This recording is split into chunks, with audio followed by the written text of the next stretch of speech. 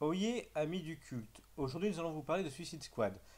Bon alors on va calmer tout le monde, je ne cracherai pas sur le film comme nombre de youtubeurs. Si celui-ci a des gros défauts qu'on peut aisément pointer du doigt, il n'est pas non plus dénué de qualité que même un hater ne pourra pas nier. L'histoire fait suite à Batman vs Superman et à la mort de Batman, et ce qui crée spoil, je vous merde profond.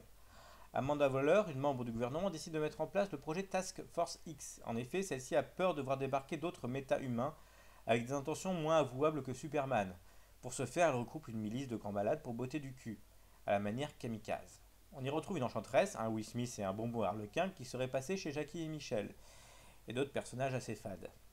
Déjà, la première erreur du titre est ce principe d'escadron suicide. Ça veut dire qu'on les envoie crever sans être sûr qu'ils finissent la mission. Ça se passe comment en fait? Ils servent à rien? Oui, dès le pitch, déjà présent dans le comics, on sent l'idée casse-gueule et qu'on va être sur un fil tendu comme un string au Cap d'Agde. Sauf qu'au Cap d'Agde, le fil, lui, il finit par péter et du coup, il n'y a même plus de string et on laisse entrer un peu n'importe quoi.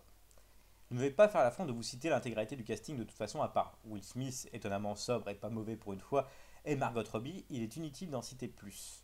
La publicité autour de Jared Leto a clairement surestimé l'importance du Joker dans le métrage, et son non-jeu d'acteur est proche de l'indigence pour cette relecture bling-bling du personnage du Joker, qui permet de réévaluer à la hausse la performance d'Eminem dans n'importe lequel de ses clips. Et tant qu'on est sur les acteurs, parlons de Joel Quinnaman, qui est censé diriger les opérations, mais dont le jeu d'acteur, proche d'un lombric paralytique et d'un gâteau breton, ferait passer n'importe lequel des animateurs télé pour des acteurs shakespeariens. Mais merde, c'est lui le personnage principal. Will Smith sauve les meubles et ça me fait mal au cul de le dire. Mais le film tient intégralement sur Margot Robbie. Outre l'actrice émue caliente, mais parvient à suivre avec adresse la dose de perversion du personnage tout en gardant l'empathie du spectateur, et ça, c'était pas facile. Pour en revenir à la réalisation en elle-même, Surnage a l'impression d'avoir vu une version courte et que l'édition DVD du Blu-ray sera bien supérieure.